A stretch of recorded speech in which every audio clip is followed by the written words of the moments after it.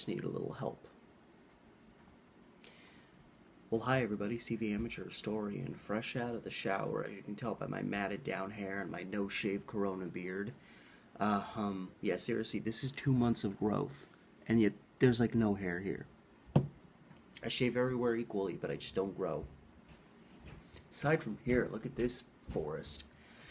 Anyway, this is another, I guess, piece that it's about obscure vinyl. Now, the first time around I did this, I did one on a really, actually kind of rare vinyl, which was Ultraviolet. This was a 1986 album called Another Victim by Van Ultraviolet. I really love this album. It's a little wild and crazy and kind of, well, I mean, not, out there crazy, but, let's get some dust on it. For what it was, I really love this album, and there's 3 or 4 songs that I absolutely love. And yeah, Wire Train pretty much did that one album. They did like an EP a little later on. They did like a music video for a song they did called No One in Here, like in '88, and then it seems like they kind of just faded away. Well, vinyl that I just got today is by a band that wasn't quite as obscure. They didn't just have their one album and then vanish. But still, this is one of those bands that, I mean, I don't really know if they were necessarily obscure in the 80s, but they're certainly obscure now. Nobody knows who these guys are. Nobody talks about them. I discovered them at random on Spotify while I was just cycling through a bunch of 80s bands. Because, you find a band and then there's like a listing. Here's bands that are like this one. If you like a band, you're going to click on those and think, oh, I'm going to get more music like this. And that's how I discovered these guys, which is Wire Train.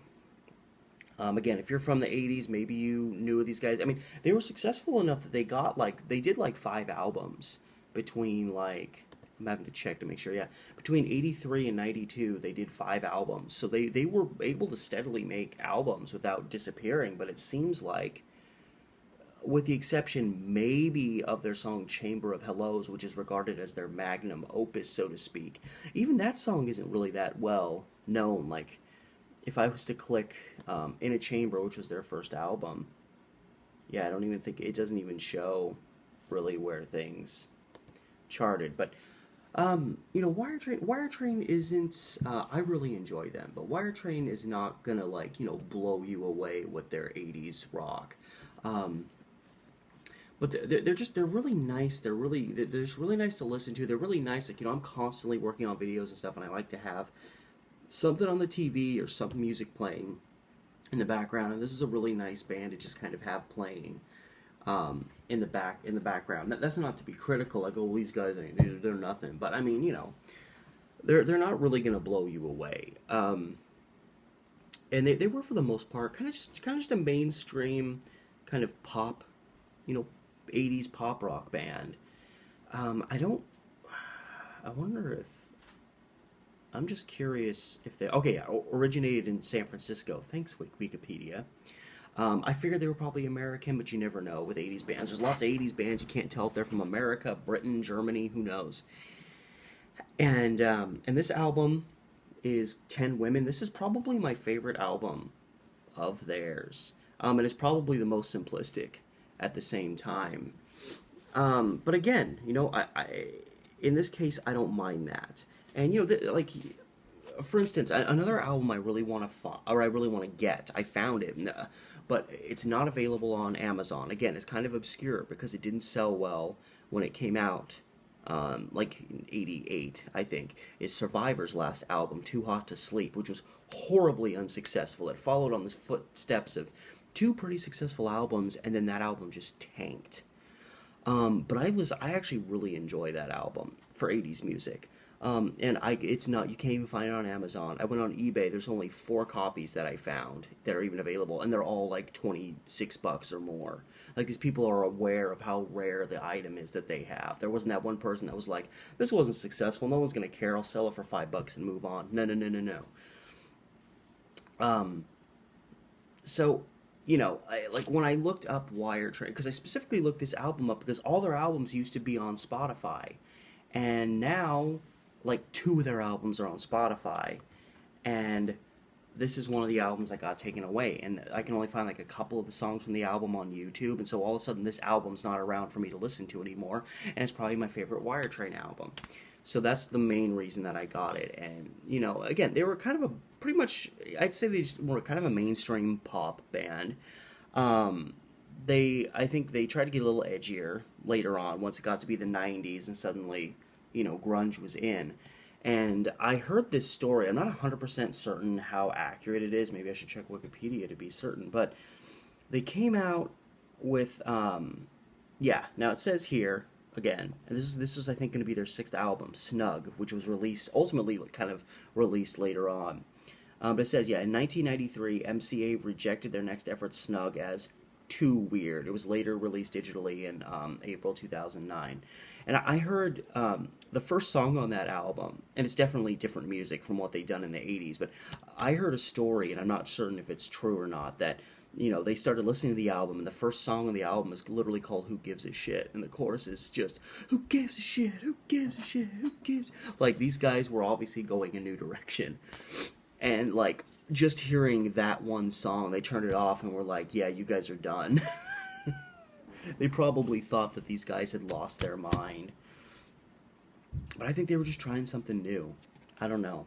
But yeah, so for the most part, they were kind of just a mainstream 80s pop band. They did a lot of simple little rock songs that I like. And, you know, periodically they did kind of dip their feet into, you know, they kind of touched on a little bit of everything. Like, they're you know, I think of, like, songs like, you know, in the...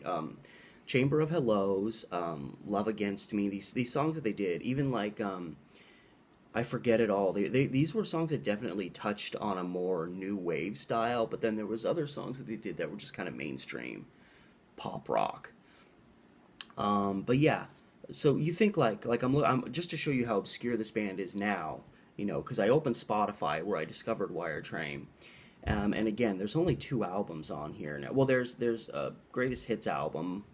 But yeah, their first 2 albums, In a Chamber and Between Two Worlds, are still on here. Both albums I like, but overall I like this one a little bit more because I like more of the songs on the album. It's not necessarily that I like the music overall on this more than other albums, but, you know, you think like, even like semi-popular bands, a semi-popular hit would have about almost 1 million views on Spotify by now. And it's grown a little bit over time, but even now, Chamber of Hellos has 510,404, so 500,000 listens on Spotify. That's their Wire Train's most successful song on Spotify, and it's only about 500,000. The next most listened to song is I'll Do You, which I really don't get. I'll Do You is just kind of a very phoned in song. That has 108,207 views. Those are the only 2 songs that have over 100,000 views. Their third most listened to song, Last Perfect Thing, which I think is on this album. Nope. I think that's actually probably on Between Two Worlds. That one has 62,000 views. So you see, like, they don't, like, their 10th most listened to song is a remix. Literally a remix of Chamber of Hellos is more successful than 90% of their music. So they are obscure, you know, at least today. And again, you know, I like their earlier stuff. I like In the Chamber. I like Between Two Worlds. Those came out in the mid-'80s. 10 Women came out in 87. And it was kind of after this that they kind of started changing, because their next album was a self-titled album. It was just called Wire Train. It was an eponymous album. And it was definitely, they were kind of starting to sway in a new direction that ultimately led to, well, Snug. But this was the last album kind of in those first 3 that kind of were in the same frame. And I think their 4th album came out in 1990, if I'm accurate. Yeah, Wire Train 4th album came out in 90. So In a Chamber came out in 83, Between Two Worlds 85, 10 Women 87. Now, this album's called 10 Women. I don't know why it's called that. This album doesn't even have a Wikipedia page. In a Chamber, Between Two Worlds, and No Soul, No Strain that they did in 92 have their own Wikipedia pages. But this album is so obscure, metaphorically speaking, that it doesn't even have its own Wikipedia page. But yeah, the album's called 10 Women, and there's 10 tracks on it. So I don't know if each track is dedicated to a certain women or if that's just the random album. And it's definitely the thing I like, especially with obscure bands, is if you get an '80s album by an obscure band, you know it's not going to be like a remake. This is like an original. This is an LP produced in 1987. This vinyl piece of vinyl is about 33 years old. And there's a little bit of wear on the case, but not really much. And actually, I'm surprised. I really don't understand. I can understand it back then, but you see like the albums kind of popping out of the bottom there, and out the side. I really don't know why they don't reinforce the sides of these sleeves. Case in point, I've bought my girlfriend almost all the Crowded House albums on LP because she's a big Crowded House Neil Finn fan, and I am too. But this was new. Like, I bought this brand new. Even the base of the case, you can see, is...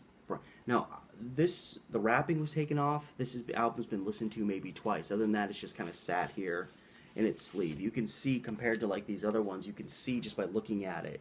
Like, look at that shine. Like, this is barely used.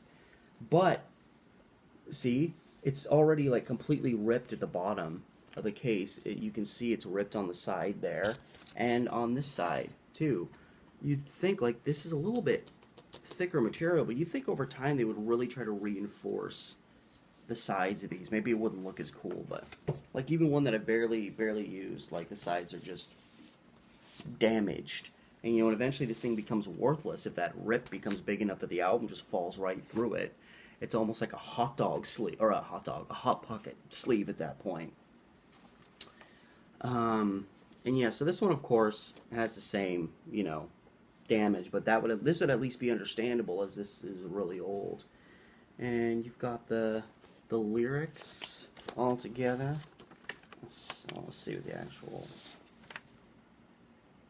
Yeah, this is very, very 80s, especially, well, obviously with Columbia Records. I know, like, when I started going through my dad's record collection, especially like he had like Billy Joel and Bruce Springsteen albums that I listened to, and they both were Columbia, and they both had the red sticker with the gold Columbia logo writing and the black. So I don't know how much this has been listened to. There's a smear on the disc that I don't even think that's a scratch. It looks almost like some substance got smeared on there, and that I might be able to wipe that off with a rag. This side, I mean, yeah, this is in pristine. Aside from that one mark and a little bit of dust, this is in pristine condition. But it has seen some age. Like you get the other side, like side 2, like you see the wire train on there. It's pretty clear. But the other side, the wire train, you see it's starting to kind of fade out a little bit. It's been a little rubbed down. I don't know by what. But yeah, this is aside from this little baby mark, right? I don't know if you'll be able to see it. Well, I mean, I guess it's not showing up that much for you. But yeah, there's a mark kind of over here. That looks like it can be cleaned off. It doesn't look like a scratch or anything. But yeah, other than that, in pretty good condition. And again, even though this was a fairly obscure band, I know this track 1 is She Comes On. I know they actually had a music video done for that. But yeah, pretty simple, straightforward music, and a lot of shorter tracks. There's only like 4 out of the 10 that break 4 minutes. But yeah, a couple of these songs I don't really know that well, but there's like 6 or 7 on here that I really like, and I'm sure I'll probably be okay with the other ones I don't really remember. But it's in pretty good shape for being a vinyl that's over 30 years old, and even this sleeve is still kind of holding together. Here's the band, just a couple of white fellas. Yeah, one of the things I enjoy about white, because you think about how, particular we are about things now, and especially things like smoking and drinking, and how we don't want our, children subjected to, things involving drugs and alcohol and cigarettes. And I believe it was on their first album, because they actually had quite a few music videos, I think, from their first album. There was Chamber of Hellos, had its own music album, and I know the song Never had its own music album, and the music video, and I know the music video to the song Never starts with the lead singer lighting a fellow bandmate's cigarette and then lighting his own cigarette and taking a puff off of it, and then he starts singing, and that's literally how the music. And I wonder, like, you think about, like, okay, fine, that came out in 1983. It was a different time. But I think about, like, if something like that came out today, you start a music video with something like that, there would be so many pissed off parents. People a little more on the edge, people that don't really care, they'd be like, yeah, it's okay, it's cool. I get it. You guys like your cigarettes, it's part of your identity, whatever. But parents would just be like, you are not listening to Wire Train, promoting nicotine like that, sons of bitches. But yeah, like, even if I do um, Wire Train, because, like, you know, when you don't even have a Wikipedia article about an album, you're kind of left, like, you know, you got discographies. You've got, you know, oh, it's available on Amazon. Well, I got mine off eBay because it was cheaper there. I could have gotten it off Etsy. Yeah, there's not really. Oh yeah, I love this. Spotify.com. 10 Women by Wire Train on Spotify. That's actually a Google search. It's not on Spotify. And yet, here's a page, open.spotify.com, that shows that the album is on Spotify. So that's obviously an old page or a page that hasn't been updated or something. Does this work? Yeah, play on Spotify. There's a button to play on Spotify. Yeah, let's see. I have the Spotify app. Open Spotify. Yes, Spotify is already open. Yeah, okay. See, this is a con. So, you see, I clicked on it. All of a sudden, oh, sorry, I need to give you some brightness on the screen so you can actually see this stuff. All of a sudden, oh, 10 Women comes up on Spotify. Although, oh, what's wrong with it? There's only 3 songs, because those are songs that are off of their retrospective album in 1996. So no, the album is not on Spotify anymore. Just a couple songs off of it. So damn deceptive. So yeah, that's a con job, if I've ever seen it.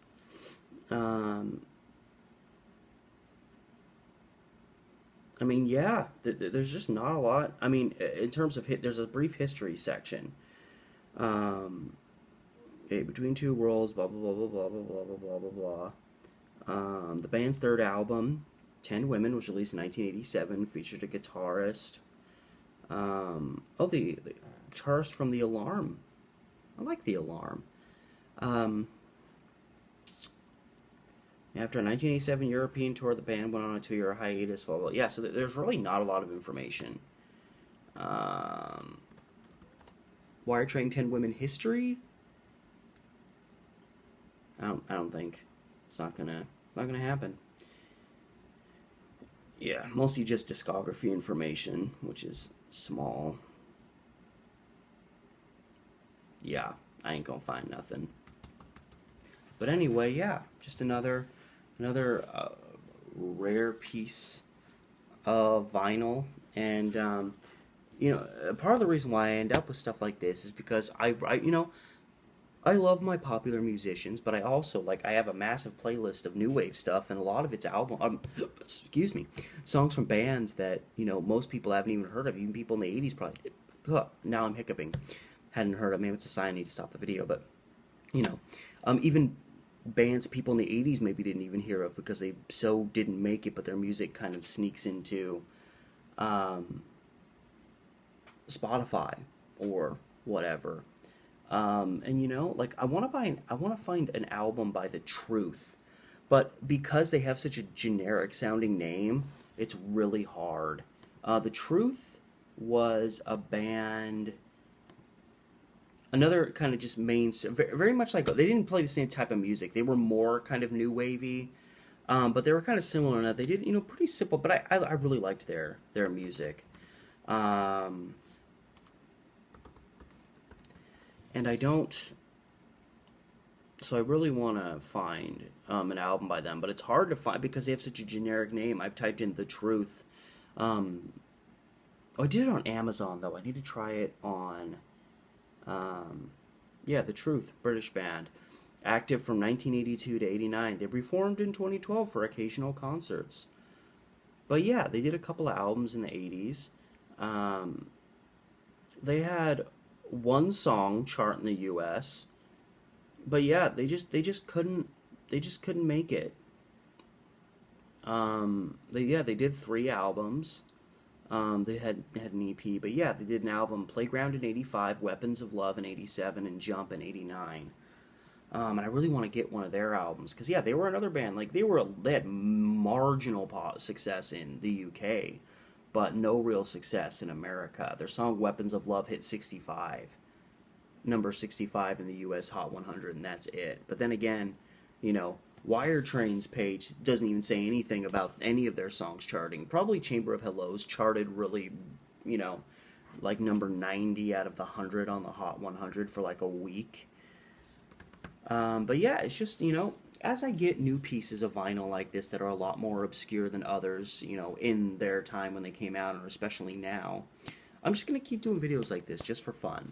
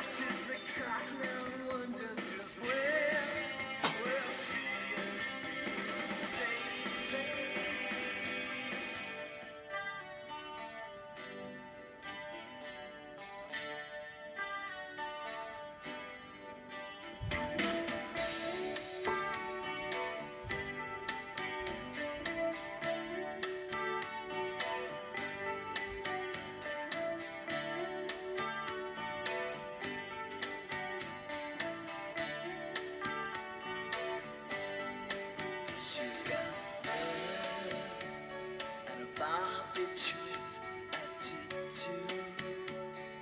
Treble just like daggers, she don't break the surface when she moves. And baby,